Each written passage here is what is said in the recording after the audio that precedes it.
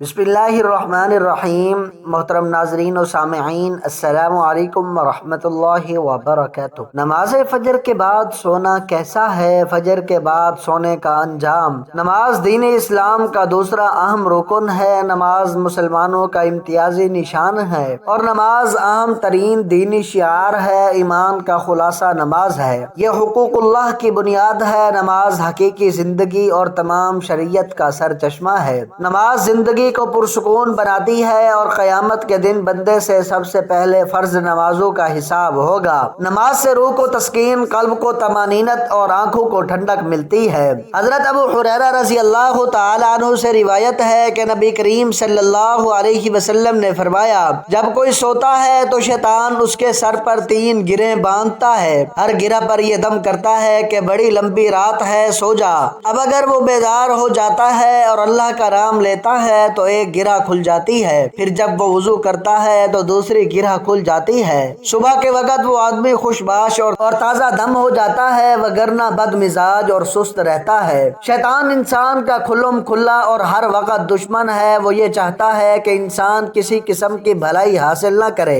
کیونکہ وہ صبح کی نماز اور اس کی برکات سے بھی آگاہ ہے۔ اس لیے وہ انسان کو نماز سے روکنے کی پوری کوشش کرتا ہے، اس کے گرہ دینے اور یہ کہ ابھی سوتا رہ کے افسون کو ہم سب ہر روز صبح کے وقت محسوس کرتے ہیں، اور ہم سب جانتے ہیں کہ خود کو بستر سے اٹھانا اور وضو کرنے تک ہمیں کس قدر مسلسل دشمن کا مقابلہ کرنا پڑتا ہے۔ اور اگر انسان نماز شروع کرتا ہے تو تمام گرہیں کھل جاتی ہیں۔ نبی کریم صلی اللہ علیہ وسلم نے فرمایا، اللہ تبارک و تعالی نے میری امت کی برکت صبح کے وقت میں رکھی ہے، بالکل ابتدائی وقت میں۔ فجر کے بعد کاموں کا آغاز کر دیں، اس میں اللہ برکت دے گا۔ وقت میں برکت ہوگی، صحت میں برکت ہوگی، رزق میں برکت ہوگی۔ کچھ لوگ تو فجر کی نماز پڑھتے ہی نہیں، کیونکہ فجر کا وقت آدمی کے اندر بہت زیادہ غفلت ہوتی ہے۔ آدمی گہری نیند میں ہوتا ہے، اٹھنا مشکل ہوتا ہے۔ شیطان پورا زور لگاتا ہے کہ آدمی نماز نہ پڑھے، لیکن اگر کوئی آدمی نماز کے لیے اٹھ جائے تو نماز پڑھنے کے بعد اکثر لوگ جلدی سو جاتے ہیں، جبکہ صبح فجر کی نماز کے بعد سونا بہت زیادہ نقصان دہ ہے۔ شرعی لحاظ سے بھی یہ نقصان دہ ہے اور جسمانی اعتبار سے بھی نقصان دہ ہے۔ جو لوگ فجر کی نماز کے بعد فوراً سو جاتے ہیں، ان کو اس بات سے رک جانا چاہیے، بلکہ تھوڑی دیر انتظار کر لینا چاہیے تاکہ وہ ان نقصانات سے بچ سکیں۔ فجر کی نماز کے بعد سونا ناپسندیدہ عمل ہے۔ علماء کرام سے اس کی ممانعت منقول ہے۔ فجر کی نماز کے بعد سونا حرام تو نہیں ہے، لیکن ناپسندیدہ ہے۔ نارمل حالات میں اگر کبھی بہت تھکاوٹ ہو تو سو جائیں۔ اب صبح فجر کی نماز کے بعد جلدی سونا، اس میں کیا نقصان ہے؟ اس کے جسمانی نقصان یہ ہیں کہ صبح فجر کے بعد سورج نکلنے تک ایک ایسا وقت ہوتا ہے جس کے اندر ایک خاص قسم کی ہوا ہوتی ہے۔ اس ہوا کے اندر آدمی اگر باہر نکلے،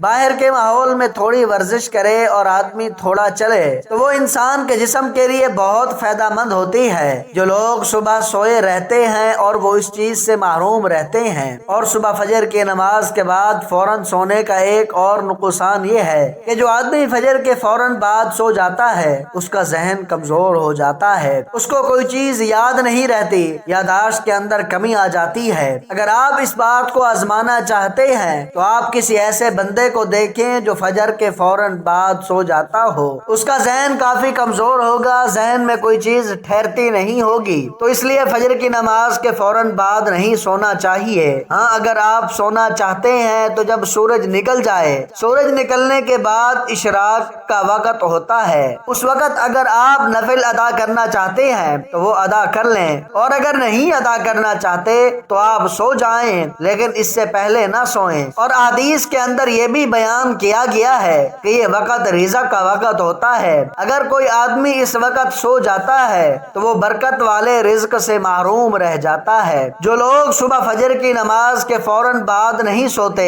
اللہ تبارک و تعالی نے ان کے رزق میں برکت دی ہوتی ہے۔ اگر ان کے پاس تھوڑا بھی ہو اس میں بھی برکت ہوتی ہے، وہ اتنے میں بھی خوش ہوتے ہیں۔ ان کی وجہ یہ ہوتی ہے کہ اللہ تبارک و تعالی ان کو سکون اور چین دے دیتا ہے۔ تو اس لیے اگر آپ نماز فجر کے بعد سونا چاہتے ہیں تو اشراق کے وقت تک صبر کر لیں، اس کے بعد سو جائیں۔ اشراق کا وقت یہ ہے کہ صبح سورج نکلنے کے 15 یا 20 منٹ بعد، تو تو وہ وقت اشراق کا وقت ہوتا ہے۔ اگر آپ چاہیں تو اس وقت نوافل ادا کریں، 2 4 یا 6 نوافل، جس کے بعد اگر چاہیں تو سو جائیں۔ اگر آپ اپنے جسم کو تندرست رکھنا چاہتے ہیں تو فجر کی نماز کے بعد کبھی بھی نہ سوئیں۔ ہاں اگر مجبوری ہو تو وہ علیحدہ بات ہے، اس امت کے لیے فجر کے بعد برکت رکھی گئی ہے۔ یہ بلا شبہ ایک حقیقت ہے کہ فجر کی نماز کا وقت نیند اور غفلت کا وقت ہوتا ہے، اور یہی غفلت اور نیند عام طور پر نماز فجر میں کوتاہی کا سبب بنتی ہے۔ مگر اللہ تبارک و تعالیٰ کی یہ عجیب رحمت و حکمت ہے کہ جس عمل میں ذرا سی مشقت ہوتی ہے وہاں اس عمل کا اجر و ثواب بڑھا دیتے ہیں اور اس کے زیادہ اہتمام کرنے کی طرف متوجہ کر دیتے ہیں۔ نماز فجر میں دوسری نمازوں کی بنسبت مشقت زیادہ ہے، اس لیے اس کا ثواب بھی زیادہ ہے اور نماز فجر کی عظمت بھی زیادہ ہے۔ اس عظمت کے سلسلے میں علماء کرام نے لکھا ہے کہ نماز فجر وہ عظیم الشان نماز ہے کہ جو اس دنیا میں سب سے پہلے ادا کی گئی، جس کو حضرت آدم علیہ السلام نے سب سے پہلے اس وقت ادا کیا تھا کہ جب آپ علیہ السلام جنت سے دنیا میں تشریف لائے تھے۔ حضرت ابو موسیٰ اشعری رضی اللہ تعالی عنہ سے روایت ہے کہ جس نے صبح کی ٹھنڈی رکعتیں پڑھی وہ جنت میں داخل ہو گیا۔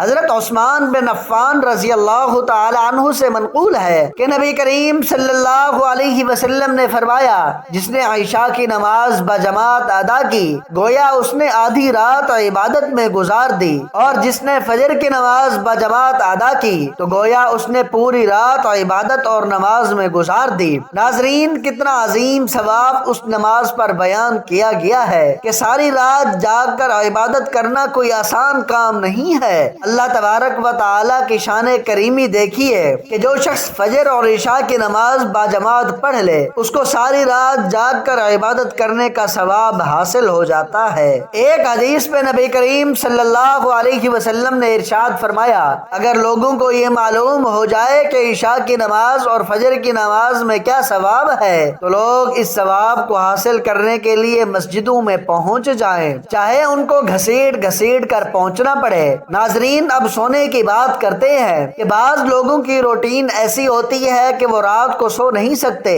ان کے کام نائٹ ڈیوٹی میں ہے، یا کسی کو سٹڈی کے لیے فرصت ہی اس ٹائم پر مل رہی ہے، یا کوئی ایسا مسئلہ ہے کسی کے ساتھ تو اس کا کوئی فرض واجب سے تعلق نہیں ہے۔ تو ایسی صورتحال میں اگر کسی کی رات کو نیند پوری نہیں ہو سکتی تو فجر کے بعد بھی وہ سو سکتا ہے، کیونکہ نیند پوری نہ کرنا زیادہ نقصان دہ ہے۔ تو اگر کسی کو نیند پوری کرنے کے لیے مجبوراً فجر کی نماز کے بعد سونا پڑتا ہے تو کوئی حرج نہیں ہے، لیکن اسلام نے اس کو پسند نہیں کیا۔ اللہ تعالی ہم سب کو دین اسلام کے مطابق چلنے کی سمجھ عطا فرمائے اور ہمارا خاتمہ ایمان پر فرمائے، آمین ثم آمین۔